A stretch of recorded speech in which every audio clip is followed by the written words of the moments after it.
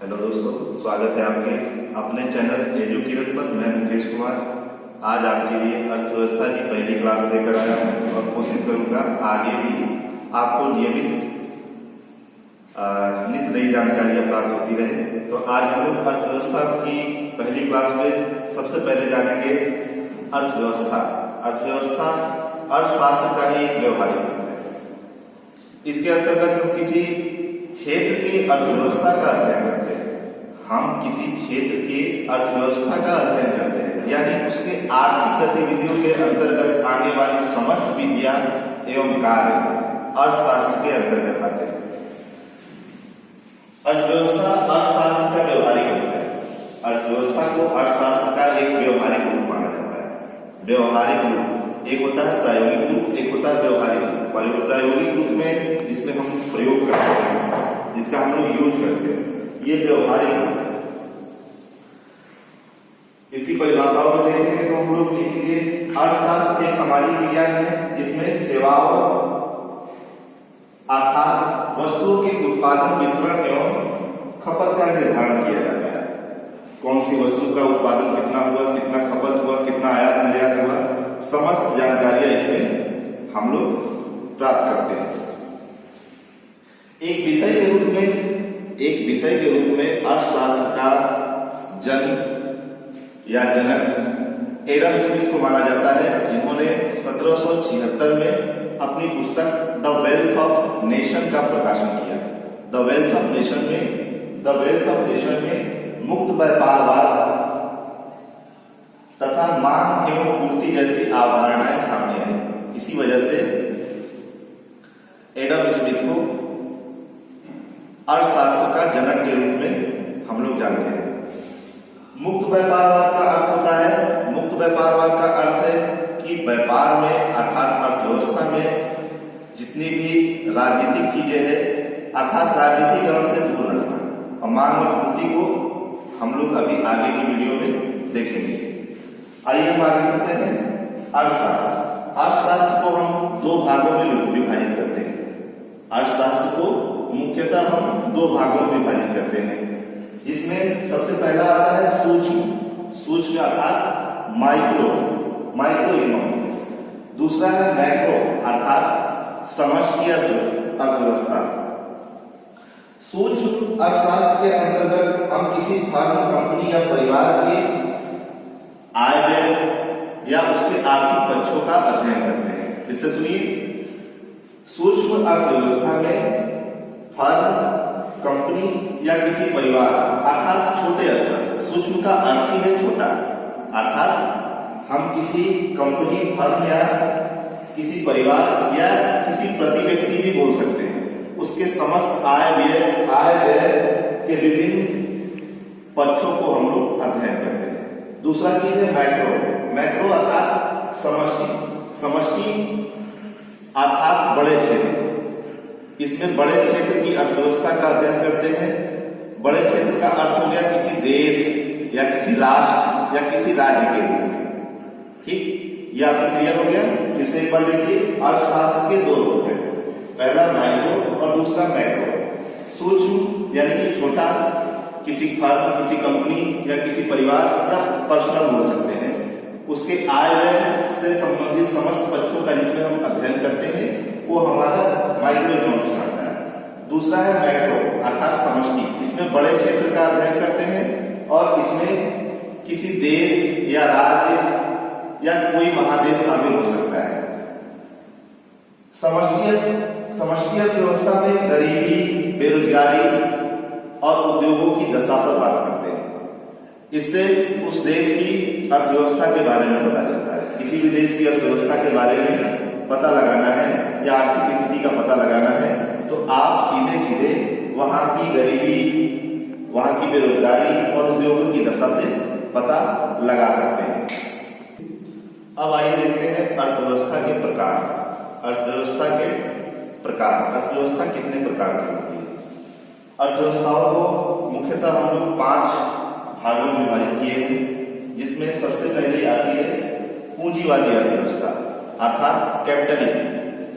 दुनिया के अधिकतर विकसित देशों में इसी अर्थव्यवस्था को अपनाया गया है। पूंजीवादी अर्थव्यवस्था का तात्पर्य है जिसमें निजी क्षेत्र का स्वामित्व अधिक हो। निजी क्षेत्रों को अर्थात प्राइवेटाइजेशन को बढ़ावा दिया जाता है और सरकार अर्थात राज्य का हस्तक्षेप बेहद कम होता है। एग्जाम्पल के लिए यूएसए और ब्रिटेन। दूसरी अर्थव्यवस्था है समाजवादी अर्थव्यवस्था। इस व्यवस्था में धन संपत्ति के स्वामित्व एवं वितरण पर राज्य का नियंत्रण रहता है, पूर्णतया राज्य का नियंत्रण रहता है। अर्थात जितने भी उत्पादन और आय के साधन हैं उस पर सरकार का नियंत्रण होगा। निजी क्षेत्र का अधिकार बेहद सीमित होता है। हालांकि समाजवादी अर्थव्यवस्था अब लगभग धीरे धीरे विश्व से समाप्त होती चली जा रही है। इसका एकमात्र उदाहरण है यूएसएसआर, जो कि अब विघटित हो चुका है। इसको सोवियत संघ के नाम से जानते थे, वर्तमान में रूस यूएसएसआर का ही एक प्रमुख देश के रूप में है। समाजवादी अर्थव्यवस्था धीरे धीरे दुनिया से प्रचलन में बाहर हो रही है। तीसरी है मिश्रित अर्थव्यवस्था। ये बहुत इंपॉर्टेंट है। Mixed economy.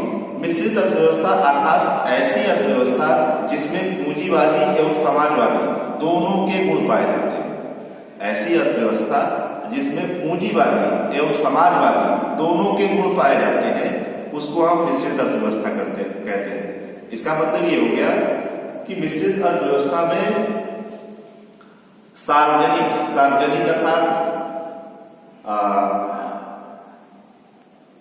सार्वजनिक अर्थात मिश्रित अर्थव्यवस्था ये बहुत इंपॉर्टेंट है, क्योंकि इसकी इंपॉर्टेंस इसलिए बढ़ जाती है क्योंकि भारत इसी अर्थव्यवस्था को अपनाता है। अर्थात मिश्रित अर्थव्यवस्था का तात्पर्य है जिसमें निजी क्षेत्र के साथ साथ पीएसयू भी हो, सार्वजनिक क्षेत्र भी हो, अर्थात प्राइवेट कंपनियां भी वर्क करती है और साथ में उस राज्य का तात्पर्य है राष्ट्र से, यानी कि देश से। देश की सरकार भी उसमें इन्वेस्ट करके अपने पीएसयू को संचालित करती है। इसी को हम लोग मिश्रित अर्थव्यवस्था कहते हैं। भारत में दोनों प्रकार की चीजें हैं, अर्थात निजी क्षेत्र भी काम करते हैं और सरकारी कंपनियां भी काम करती हैं। इसीलिए भारत में ऐसा माना जाता है कि मिश्रित अर्थव्यवस्था अपनाया है। ये आपका इसका उदाहरण इंडिया होगा। इसके बाद हम लोग देखते हैं खुली अर्थव्यवस्था। अर्थात खुली अर्थव्यवस्था, इसका सबसे बड़ा एग्जाम्पल है सिंगापुर। खुली अर्थव्यवस्था का तात्पर्य है यह पूंजीवादी अर्थव्यवस्था का ही खुली अर्थव्यवस्था जो है पूंजीवादी अर्थव्यवस्था का ही एक रूप है। इसमें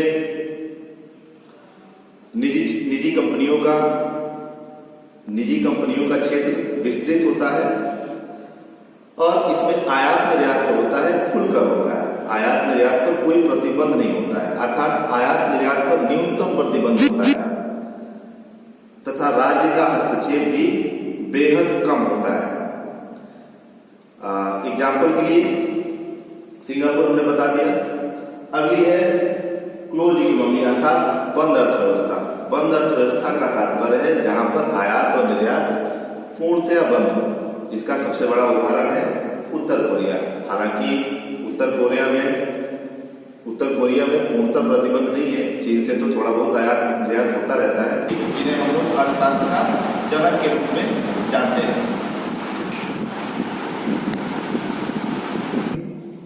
आइए हम लोग अर्थशास्त्र की परीक्षा की दृष्टि से कुछ महत्वपूर्ण पुस्तकों के बारे में जानकारी प्राप्त करते हैं जो अक्सर सभी परीक्षाओं में पूछी जाती है। सबसे पहली पुस्तक आप लोगों ने पढ़ लिया the wealth of the nation, जिसके लेखक थे एडम स्मिथ महोदय, जिन्हें हम लोग इकोनॉमी का फादर के रूप में जानते हैं। अन्य पुस्तकें हैं प्रिंसिपल ऑफ इकोनॉमिक्स लिखा गया है मार्शल महोदय के द्वारा। दूसरी पुस्तक है foundation of economic analysis, Samuel's के द्वारा लिखा गया है। Nature of significance of economic science, इसको लिखा है रॉबिन्सन महोदय ने। और अगली पुस्तक है जो काफी चर्चित पुस्तक है, काफी लोग पहले से ही नाम सुने होंगे, दास कैपिटल। इसको लिखा है एक महान समाज सुधारक कार्ल मार्क्स के द्वारा। और दास कैपिटल अर्थशास्त्र की पुस्तक मानी जाती है। अगली पुस्तक है 5वीं, plant economy for India. Plant economy for India, ये मोचगुडम विश्वेश्वरैया के द्वारा लिखी गई थी, जो कि 1936 में प्रकाशित की गई। इन्होंने भारतीय अर्थव्यवस्था के लिए पहली बार एक भारतीय के रूप में किसी पुस्तक को प्रकाशित किया। अब आज के लिए इतना ही। हम आपको अगले नए वीडियो उपलब्ध कराते रहेंगे हमारे इस चैनल पर, और आज यदि कोई त्रुटि होती है तो हम उसके लिए आपसे क्षमा चाहते हैं, और आप हमें अपने सुझाव अपने कमेंट बॉक्स में दे सकते हैं। बहुत बहुत धन्यवाद।